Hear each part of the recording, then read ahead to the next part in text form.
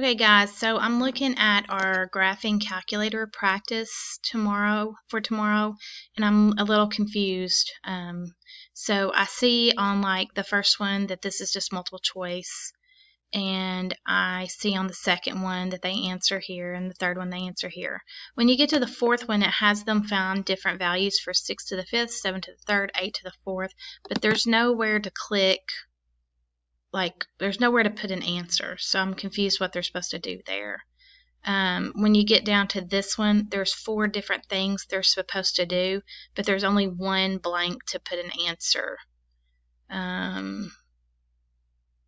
Like here, what is the second symbol? What is the last symbol? Only one place to put an answer. Here it has 3 questions, only one place to put an answer.